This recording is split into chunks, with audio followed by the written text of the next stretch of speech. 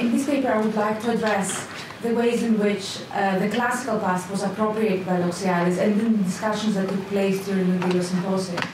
The archaeological site of Delos, as well as other sites visited by the participants of the Delos Symposia, were the stage, the backdrop against which the discussions took place. But it was not merely the archaeological context that operated as a backdrop, but history itself was perceived and conceptualized as a backdrop for the future of the city, a backdrop that participants attempted to integrate in the encapsulation of the essence of the city. In discussing the way in which history in the past operated in the Delos Symposia, I would tackle more broadly the axiological approach of the Delos group vis-à-vis history and historic urban environments. Now, organized by Konstantinos Doxiadis, the Symposia of Delos attempted to revitalize urban planning approaches through the study of ancient cities and the revival of their urban planning principles. When Konstantinos Doxiadis started the organization of the Delos Symposium in the 1960s, he was already established as an expert on housing and urban development and was well known amongst American and international urban planning and development circles. The private firm, Doxiadis Associates, was founded in 1953, and by 1963 it had been engaged in important international development projects beyond Greece, housing projects in Iraq, the reconstruction of the plan of homes in Syria, and the planning of the new capital in Pakistan, Islamabad, among others. The first symposium of Delos took place in 1963, and there were 11 more, held from 1964 to 1975, and were preceded by an intensive workshop in Athens, the Athens Etistics Month. With the Symposia of Delos, Doxiadis attempted to launch an international interdisciplinary discussion on the current state of human settlements, a condition that is deteriorated rapidly, as noted in the first declaration of Delos, which was discussed and signed very theatrically in this theater of Delos, in this archaeological site. And these manifestos were yearly signed, and we'll hear more about these by Kostas Chavaos later today.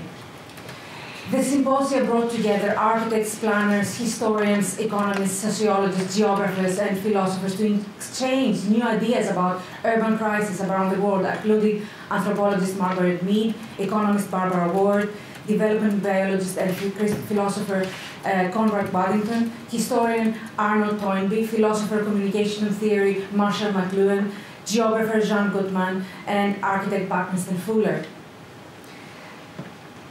The symposia had been conceived as a continuation of the 4th Siam Conference in 1933, the first organized discussion of the modern movement about the city and urban planning, the results of which were codified by Le Corbusier in the historic La Charte d'Athènes.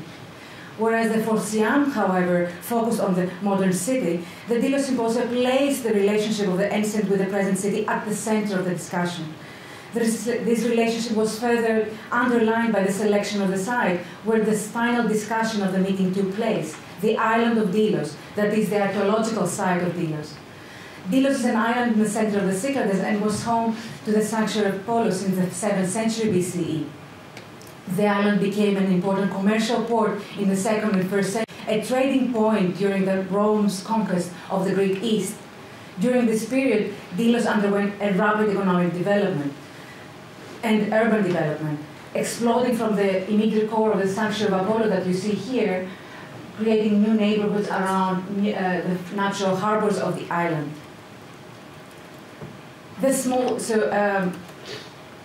So the new neighborhoods were created clustering around the island's natural harbors in order to accommodate the growing emporium of the port city.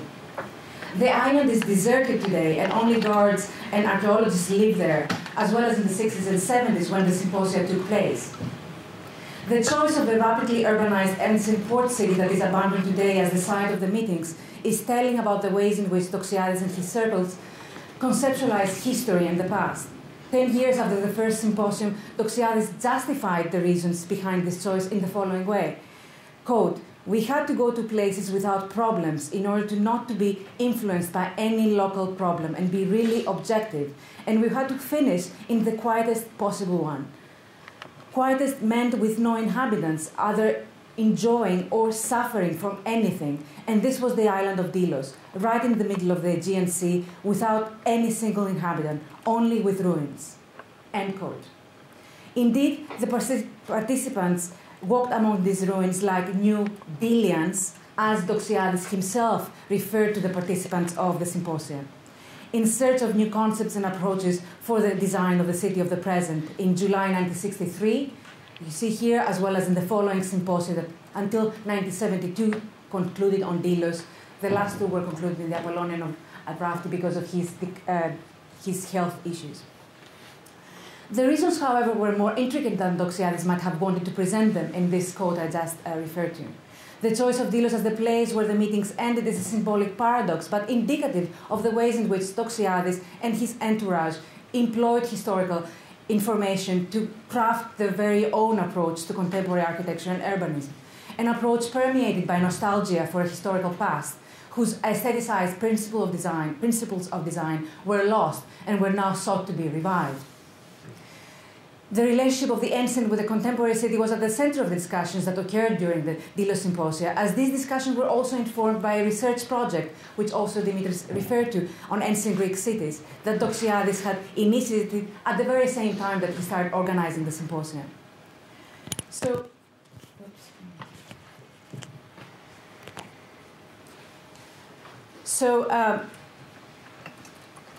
When Doxiadis launched the Delos Symposia, he was not only running his private firm in the 1960s, but also a non-profit, private-sponsored research and educational institution for technology and science, the ACE that Dimitris referred to, and where he was teaching the science of acoustics.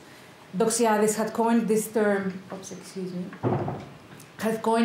deriving from the Greek noun oikos, home, habitat, and the verbs oiko, oikeo, to live in, oikizo, to settle in, to signify the science of human settlements as a new field of study. By conceptualizing the study of human settlements as a science, Doxiadis aimed, on the one hand, to engage in the ongoing post-Renaissance discourse of architecture as a scientific discipline, and on the other, to respond to the totality of human needs across cultural, geographic, and socioeconomic differences in a holistic manner. For Doxiadis, the natural and man-made areas were interdependent and needed to be conceptualized as a whole in order to develop a balanced coexistence between the two. Doxiadis and his entourage intended to respond to the totality of the human needs through the study of the settlements of the past. And one of the first research projects that he launched in this period was the Ancient Greek Cities project, in order to, quote, create a collection of designs from the ancient city in an appropriate scale and with the proper presentation in order to prove the ways in which the ancient city can provide information for the city of the present, end quote. This project produced 24, so this is one of the first study in this series authored by Arnold Toynbee, and this project published 24 published volumes, as well as a series of international conferences and ensuing publications organized in conjunction with the project. By pursuing the Ancient Greek Cities project, Doxiadis and his team were not merely interested in understanding a distant past. Doxiadis and his team, the starting point of their interest was the challenge that problems of contemporary cities posed. They believed that the study of the ancient Greek city could provide modern architects and urban planners the means to deal with these problems. In his book on the science of human settlements, Doxiadis assessed the evolution of human settlements from their most primitive phase to present-day megalopolis in order to define their pathology, and through an interdisciplinary approach that he deemed necessary for solving their problems, proposed their, quote, echoistic therapy, end quote. By studying ancient settlements, Doxiadis and his team wanted to identify the parameters by which the city and nature coexisted harmoniously in the past, so to reintroduce such rules in the modern metropolis. The idea that related the ancient with the city of the present was the concept of human scale, which was lost in modern cities. Quote, in the ancient city, size was in a human scale. The dimensions were such that one could easily walk from one end of the city to the other and could thus feel that the city was made in dimensions relative to him. The city of the present has overcome and lost the human dimensions, end quote.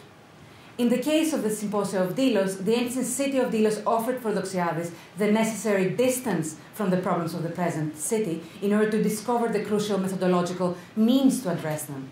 In the case of the research project on the ancient Greek city, the ancient city presented an exemplary paradigm for the relationship of human scale and city scale, the study of which would lead not only to the understanding of the problems of the city, of the present, but also help to address them.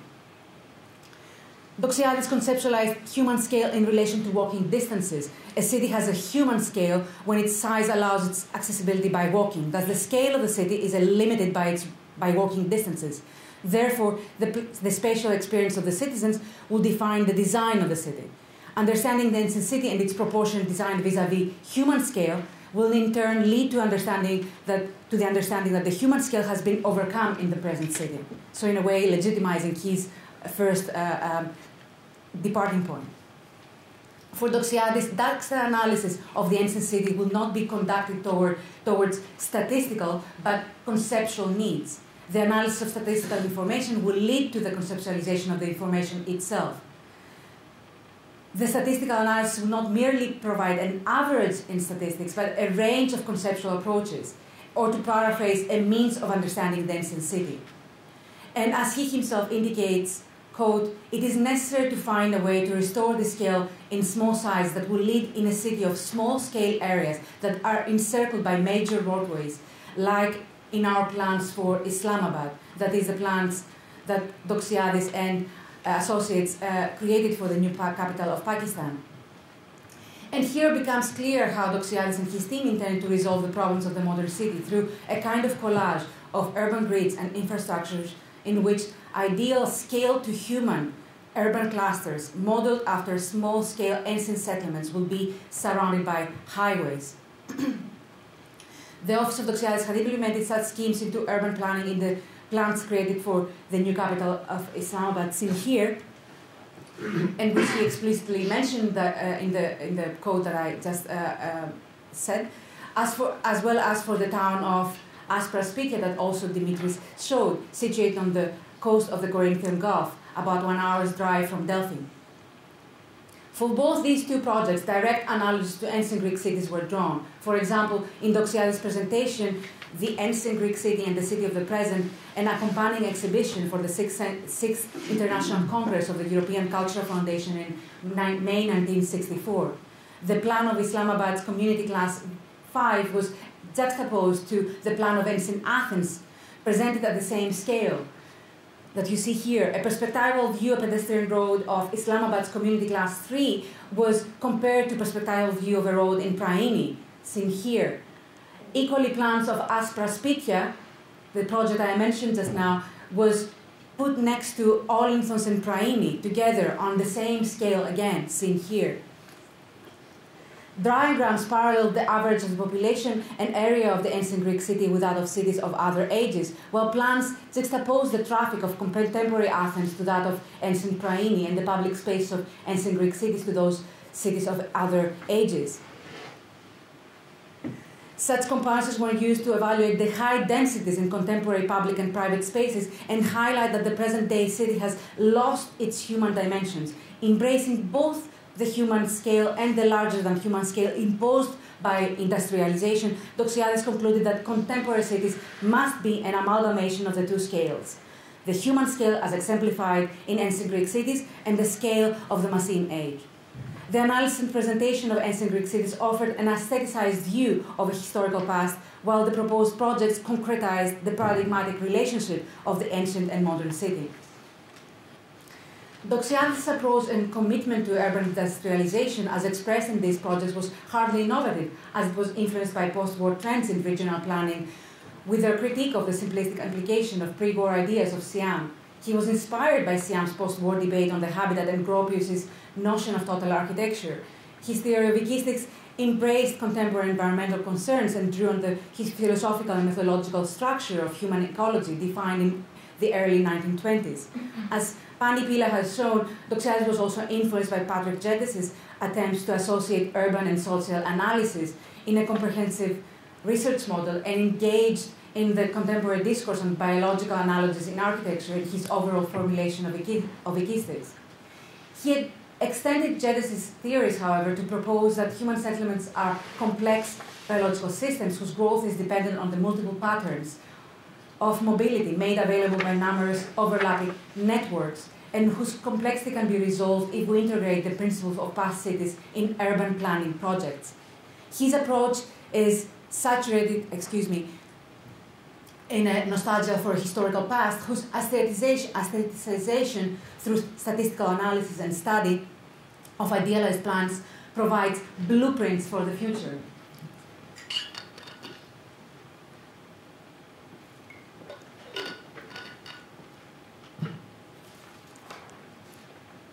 Now, his aestheticization of the past through statistical analysis points toward some more recent developments in the field of classical archaeology. The employment of statistical information as a means of understanding the ancient city has gained momentum over the past 2 decades in the field of classical archaeology, with large-scale projects pursuing big data sets that enable us to quantify the available information on Greek and Roman cities. I will just mention a few: the Oxford Roman Economy Project, the Stanford Economy Project, and before that, in the 1980s and 90s, the Cities Project of the German Archaeological Institute. These projects are admirable in their efforts and invaluable for further research, yet they might at times provide an equally aestheticized view of the past, one that actually they might not be so willing to admit. I would in fact say that if the 19th century for archaeology was the era of the big digs, the era of discovering antiquity, the 21st century is the era of big data, and we really ought to equally resist their sensation. And this is just a comment of how this whole discussion of statistical analysis in the context of Doxiadis and his projects might relate actually to contemporary discussions in classical archaeology. Now, moving back to the Delos Symposia, while the ancient Greek cities projects were directly fed into urban planning projects, as we've seen, the Delos Symposia employed the archaeological sites as stages to refer to Dimitri's talk, and history in the past as backdrops to the discussion.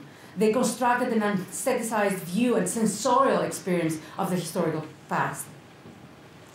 Lawrence Halperin, a pioneer practitioner of landscape architecture, for instance, stated in his talk on landscape as matrix and macro and micro infrastructures in the 1971 Athens Synkistic Math.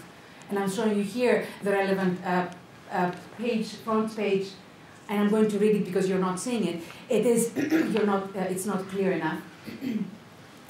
It is, quote, "It is interesting for me here amongst the ancient and very beautiful Greek cities and in capital, the equal existing villages, to see the essential quality of the macro underlying infrastructure, that is the spaces between buildings. What remains to us of the ancient Greek cities of Delphi, Olympia, Mystra, the Acropolis, and others we have seen are the magnificent spaces, the outdoor amphitheaters, the great stadia, the experience of walking up steps around boulders, among the beautiful pines and figs and Italian cypress, the oleander and mint fragranting the air. The actual cities are long gone. The structures have trampled into mud of man-made talus slope, but the infrastructure remains hauntingly. It peoples the landscape with echoes of past events, of people long gone, of fantasies half imagined." And in the parenthesis, "When our own cities lie in ruins, will there ever show beautiful infrastructure to future Delos Symposium participants? Question mark." End of closing parenthesis. For Halperin, the ancient cities together with the villages provide echoes to kind of again make this reference antiquity as well as tradition, provide echoes of past events, of people long gone, of fantasies half imagined. The participants themselves are staged by Doxiadis and the team, or his team, in the ensuing publications of the deliberations of the Athens Month of Ekistics and the Delos Symposia usually in the October issue of Ekistics, the journal that they are publishing.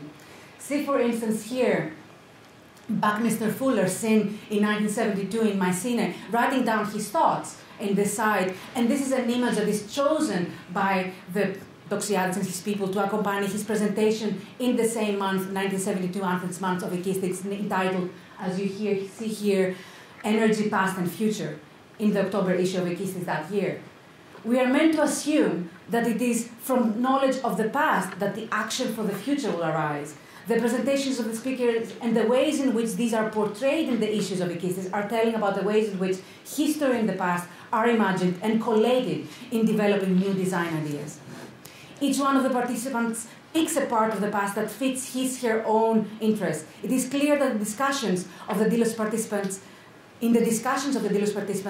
the historical place become a picturesque set in which their ideas are developed. Never does it actually become an object of inquiry. Never is Delos, with all its relevance as a rapidly urbanized city during the late Hellenistic period and the ensuing issues of such a rapid urbanization that one might discuss in the context of the discussion on problems of modern urbanization phenomena, never is it discussed by the participants of the Delos Symposia. The past remains a backdrop that is selectively incorporated in their manifestos, talks, and deliberations, but never an object of inquiry. In fact, past, present, future are collated in this aestheticized view and become a continuous thread, enabling them to understand cities, humanities, and I would say more. And that, by that I mean metaphysics. In a poem manifesto written by Buckminster Fuller entitled Metaphysical Mosaic, he writes, and I will read this because it's extremely interesting. Of all them humans now aboard or about to come aboard our spaceship Earth, which witnessed a condition only 2/3 of a century ago, when less than 1% of its human passengers enjoyed an, in any way, comparable standard of living. End quote. And then later on, the same point, it is evident that he's profoundly shaken by the consequences of war. He expresses his hope to help tip the scales in favor of world societies becoming preoccupied with the design revolution and its inherently required educational process revolution. Of whatever my unique role may be in the consummation of those evolutionary options leading to the continuable success of all humanity aboard our planet, it was thus that intuition suggested the sloop intuition. For ships, sailors in the sea have been my greatest teachers and conditioners. And it is not the least of such lessons that Dinos Doxiadis finds it logical and propitious to convene world-around exploratory thinkers to consider human settlements from aboard a ship, a mobile organic city, plying swiftly the Aegean Sea, therefrom to inspect the city-states of its islands and shores, regenerated for 5 millenniums by history's most rugged, yet artistic and intellectually inspired sailors, the Greeks. End quote. The language used by Buckminster Fuller is very indicative of the conceptualization of the very historical moment in which the symposia take place, and finds parallels in many other presentations during the Athens months of Ekistics. For instance, we are all human passengers on spaceship Earth, aboard our planet.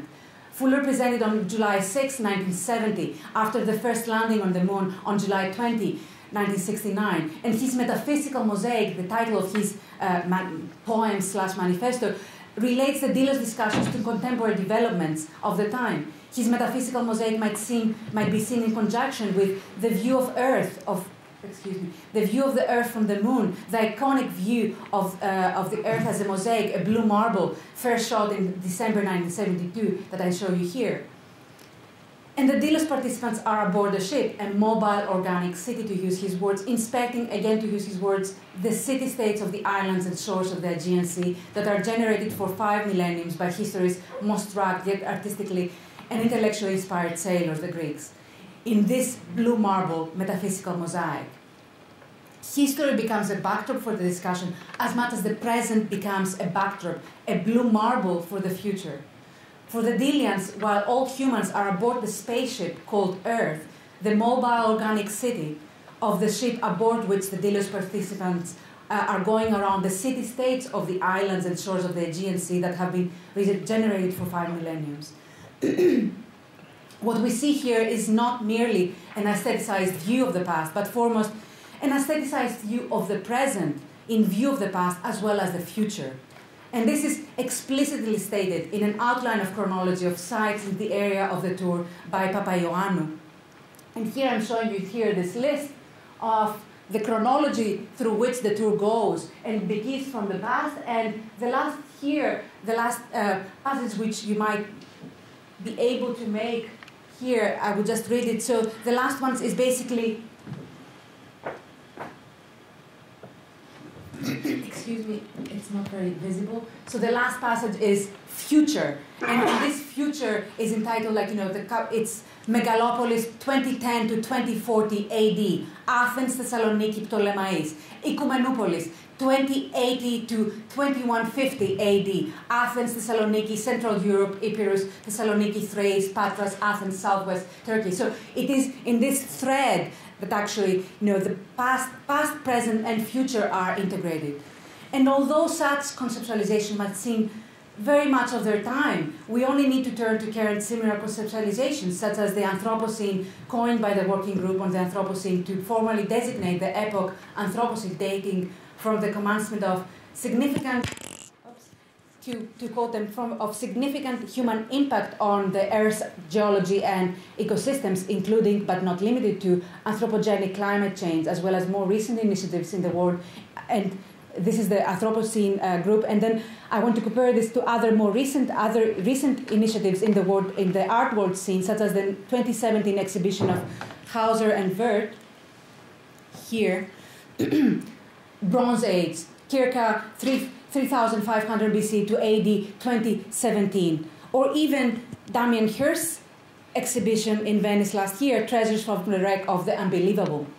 What we notice here again is that history becomes a backdrop for the discussion as much as the present becomes a backdrop, a blue marble for the future. In these approaches here, the artist wishes to insert himself in this thread and legitimize his her approach. In the case of the Delians, history and the past are employed to legitimize their propositions for the future of the cities. Thank you.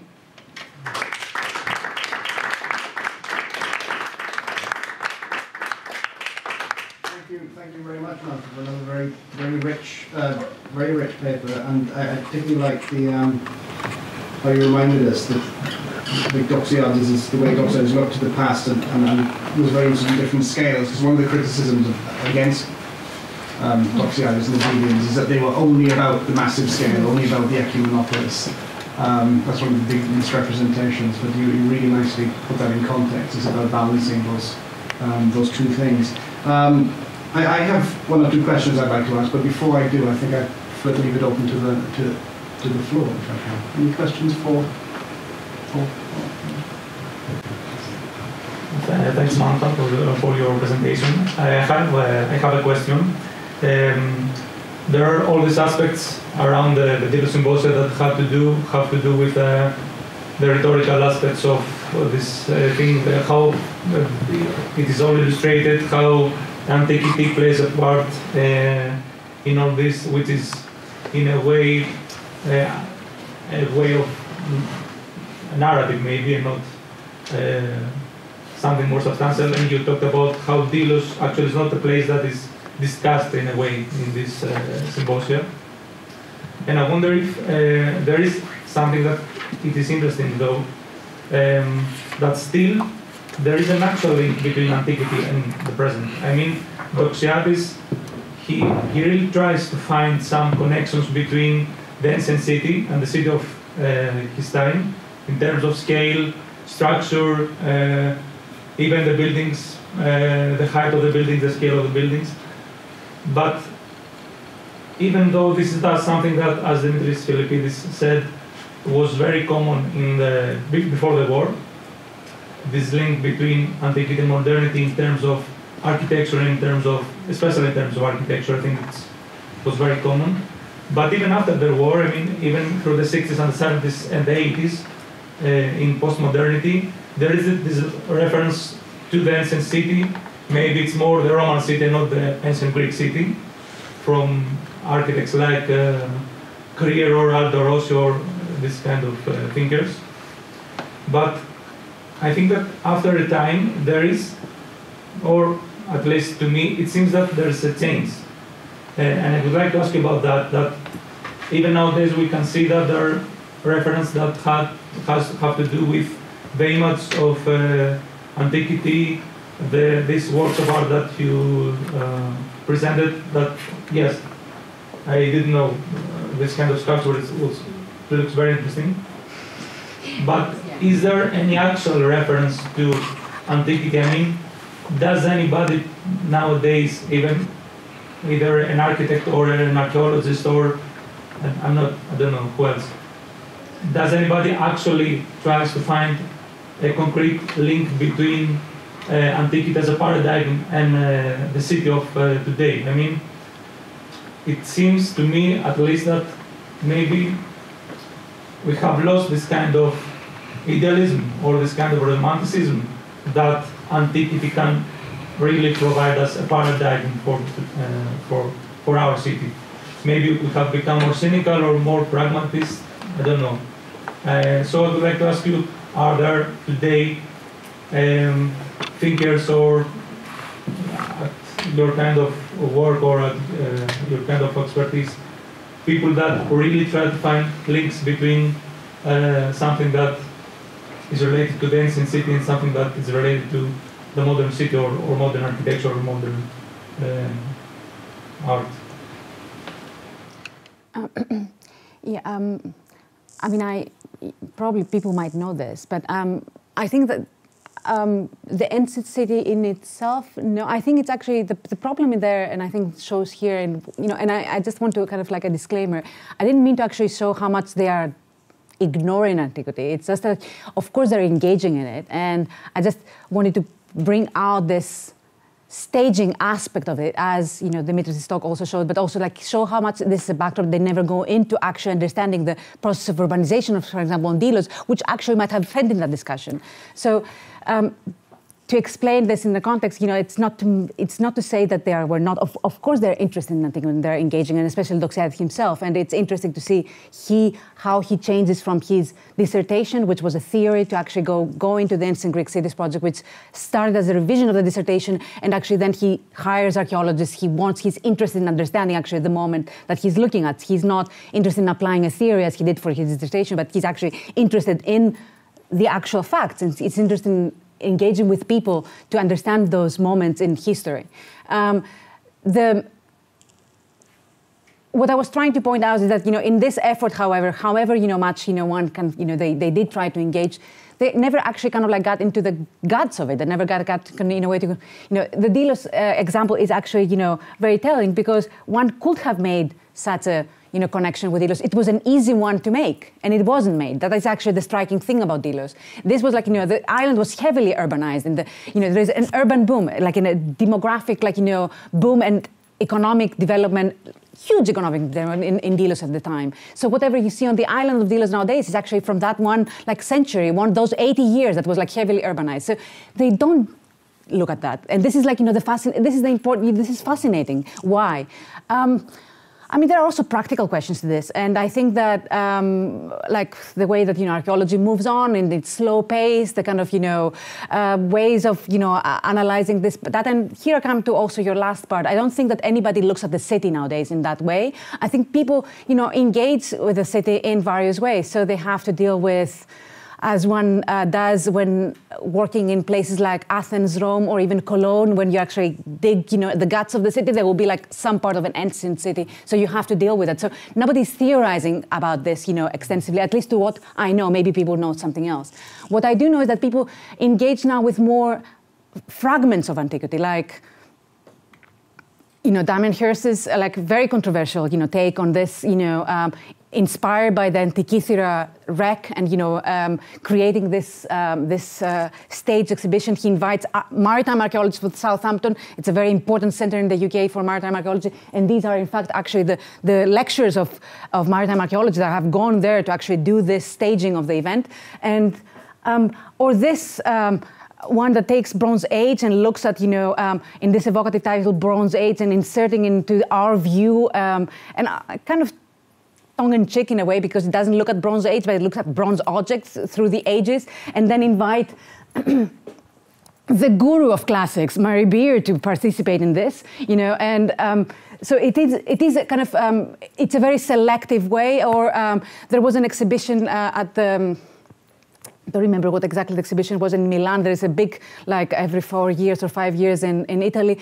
And Rem Koolhaas was invited to participate in this, Mark, you might know this, classical past, the copy and so on. And Rem Koolhaas, of all people, is not interested in addressing any of this. He's just interested in addressing the base of the statues, and he's conceptualizing this in the staging of the exhibition because he does the design of the exhibition. So he doesn't bring any other aspect into his discussion and his engagement with the very prominent curator, Salvatore Setti. So I think it's a very complicated, I am studying ancient cities, I'm studying Delos, and it's a very complicated, issue. It's one that you cannot tackle enough and substantially if you are not aware of, a number of issues of classical archaeology. And I think this is the reason. To put it simply, it's practical. But at the same time, I do think I want to legitimize my kind of. I want to give a disclaimer. It's not I wanted to show that how on the surface they were, but they were, they tried quite a lot. I think they tried quite a lot, but it's just like to show how they used it. And this is the interesting thing in, in this insertion of, that's why I made this insertion in the blue marble of, past, present, and future. They saw themselves in this thread, historical, like, this evolution of time. And, this thing of Papaioannou showed this very well. It's like, past, present, and then future. Yeah. I think there was Dimitris before, yeah. No, never mind. Oh, okay. No, go ahead. I'm just wondering, the critique you make of the Delos group and the critique we could make today regarding the uses of the past to legitimize what we are doing either in archaeology or in architecture. We can think of a zillion things in architecture, new urbanism, heritage studies. All of this, we could make this critique. I'm just wondering, would they be different? In other words, in what ways is what Doxiadis and Dedemi are doing different that might actually run today? Is it the same or is it different? No, and thank you, because, I didn't want to kind of like present this as like one flat thing, and thank you for bringing this up. So I don't think this is like, this is a massive, effort, right? So it's not only the Delos meetings, it's like, the research project, hiring all these hordes of archaeologists looking at this. So, and you see in the discussions between him, Doxiadis, and his team, and the overseeing of this Ancient Greek Cities project, how they're actually, he's looking at every single data that is coming through his office, understanding this. So it's not at all superficial. It's not just like merely using, as I would say, in fact, Damien Hirst actually did sort of like legitimize his thing by looking at this in a very using the effects of underwater archaeology, in fact, to kind of create this evocative exhibition in La Drogana in Venice. So it's not like that. So he has a very consistent research project at the same time as he's engaging with these discussions. He's very serious about this. I think that it's not at all the same as these examples that I showed, in fact. So there is a very serious collection of data, understanding of data, but his analysis of the statistical information, in fact, is very contemporary to today. That's what I try to show with that's what I try to show with this comparison with statistical analysis of cities nowadays. What is considered to be cutting edge now in archaeology is actually these projects of doing statistical analysis, which Doxiadis did in the 60s and 70s, using his compilation of data for ancient Greek cities. So I think, in fact, that he's very cutting edge in terms of classical archaeology today, and he's doing all these things. He's not looking at this superficial. He's not looking at this on the surface, not at all. I think there was Dimitris and Kostadis.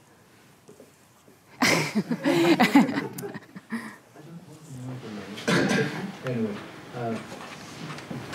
I think we can't escape discussing modernity because it underlies everything we're discussing today. Even if we are talking about the past or the present or the future, in a model that you showed, that wonderful thing, or the blue planet or whatever, we always go back to that initial discussion. And that would answer Costa's question, whether such notions are still valid in contemporary planning, for example. Do these things make any sense today? I mean, this is the basis of it. In order to answer this, you have to relate to where do we stand? This where do we stand question has to do with modernity, because this is an everlasting question, and each time we try to answer it, and these are the terms in which we answer it. So anyway, this is one thing. I would like also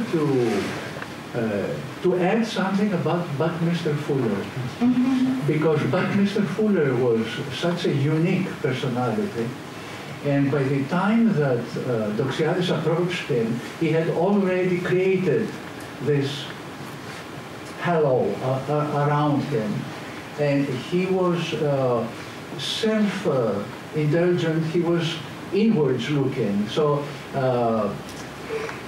but Doxiadis manages to bring him over, to invite him over to Delos. Then he tries to do something with Buckminster Fuller. And when I say something, even do some business with him. And it's fascinating to see to study the correspondence between the two, because they exchange letters, and this is very erratic. I mean, Doxiadis writes a letter, and Buckminster Fuller answers after 3 months. Or the exchange, it's not a regular exchange of ideas, but they try to find a common ground between them in order to develop that into something. Of course, it fails, but it doesn't matter. It has to do with that dimension of Doxiadis in which he thought that all those important people could be inserted into the archaistic environment and do things that will progressively show the potential of such directions.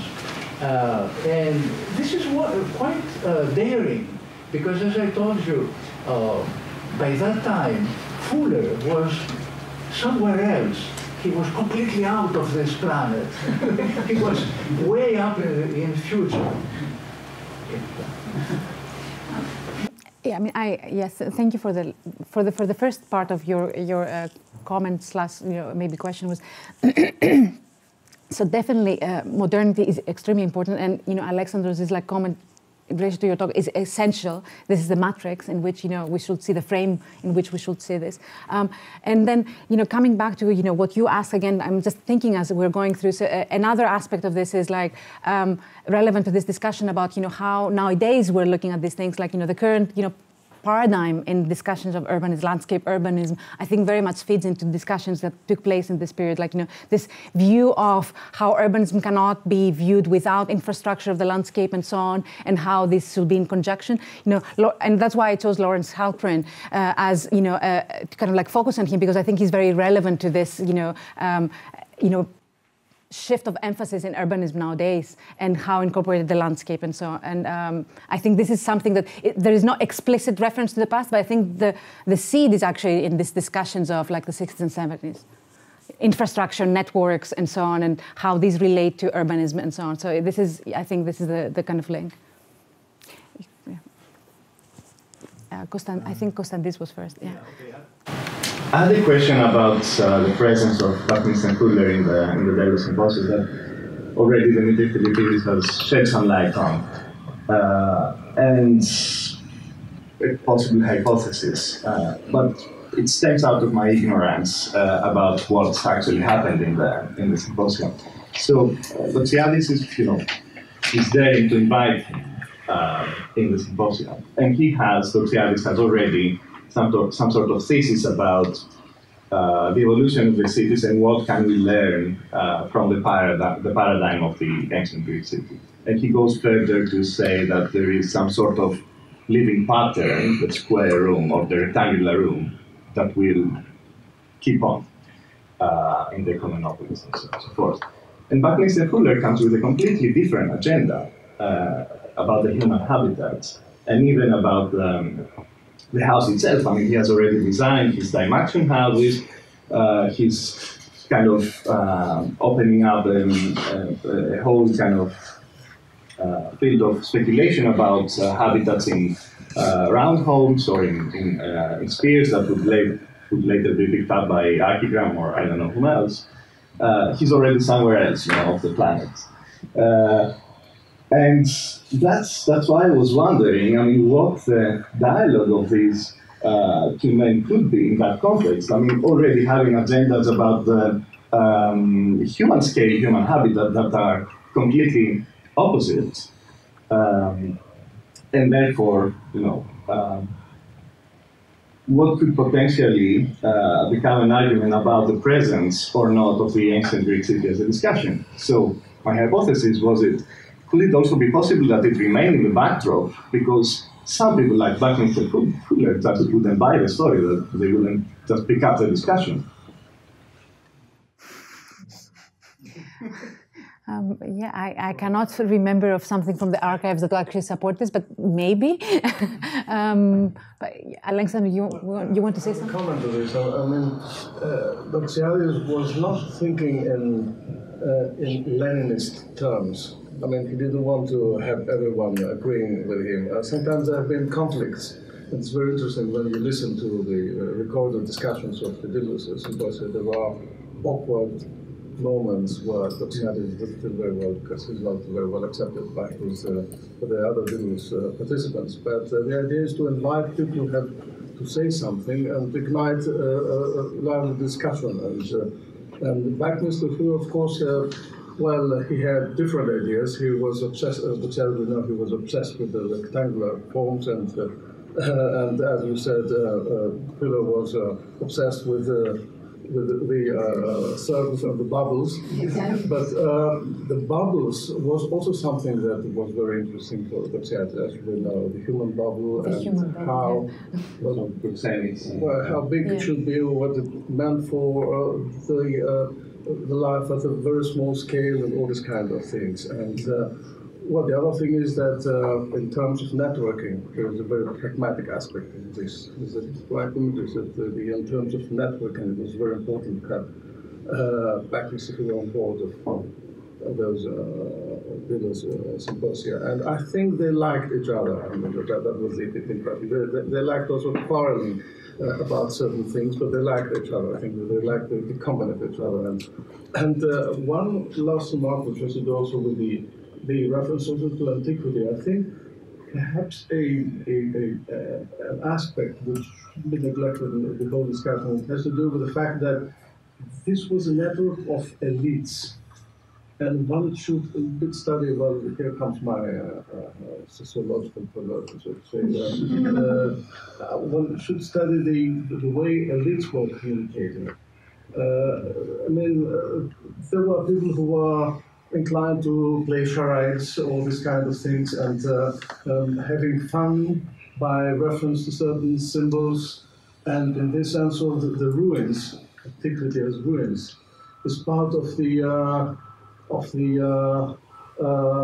wanderers in various cities in Europe. It belongs to there are things which belong to the codes of communication and sociality of elites, and this is something which stays.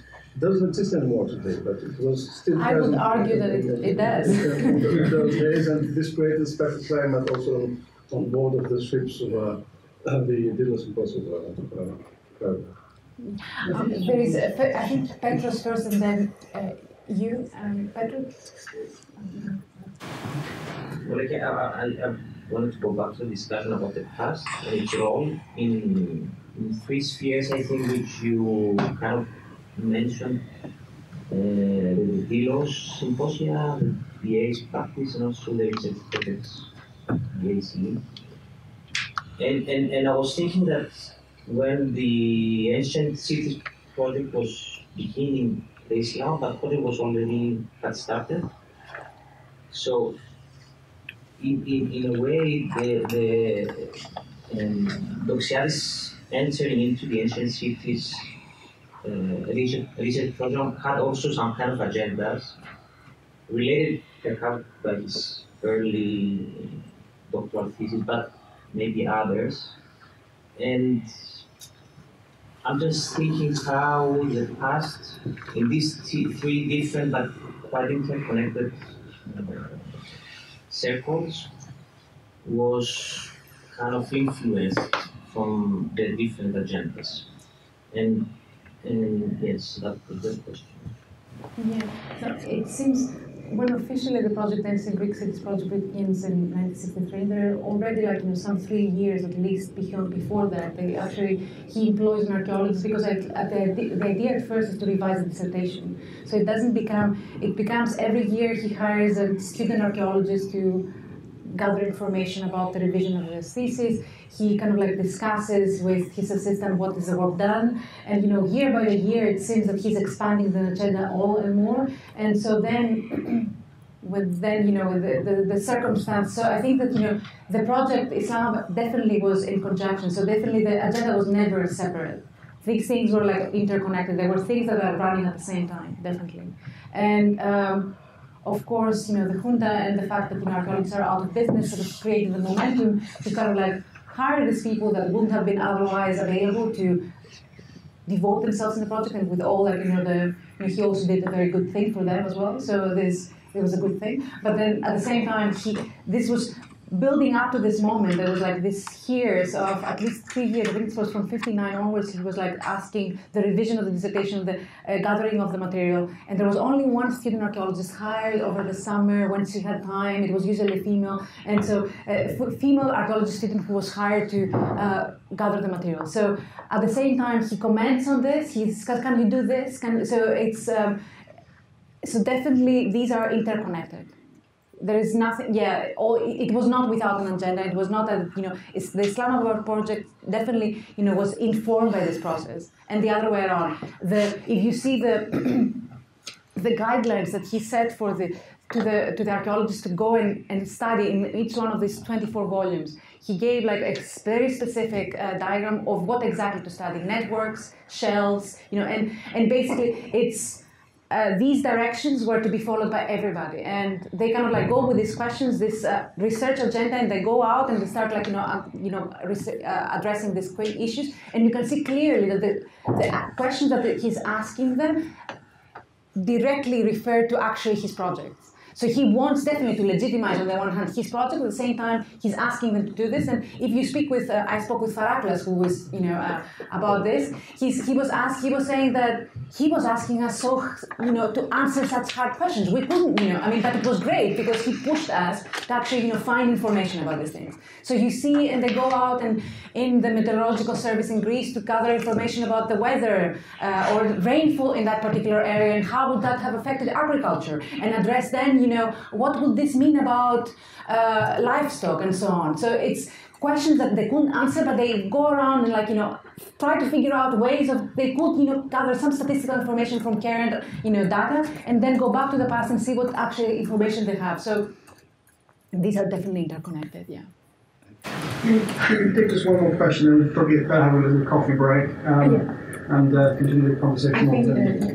I think Alexander's answered much of the questions I was going to ask, but then I'll ask another question. Do you think the overarching theme has been human nature, and that's why people want to understand the ancient world, because it understood human nature, and that's what you need to build good settlements? So when you're going back to the Greeks or the Romans, we're trying to understand their understanding of human nature. And that's why whatever was trying to be understood will transcend even this present moment, because that's the link, human nature. Yeah, this is a very good point, I think. Yeah, I mean, definitely, this permeated in the writings, both of the guys and the others, human, and this idea of, the human bubble also, this idea of how humans perceive the environment. And so I don't think it's explicitly said in those terms, but I think that there is this element of going to the past and understanding the beginning, the embryo, actually trying to use the embryo of the city. And this is this very organic way of understanding the past, and how antiquity somehow has an immediate understanding of human nature, which is now lost because of industrialization. It's the notion of the habitat. Yeah. It's where a man lives, where a man has lived, where a man will live. I think that's a habitat. I remark, human nature is very important at the very small scale. That's very interesting. Because for sociology and the acoustics discussion, when you depart from the very small scale, then human nature doesn't help us. That's the problem. So to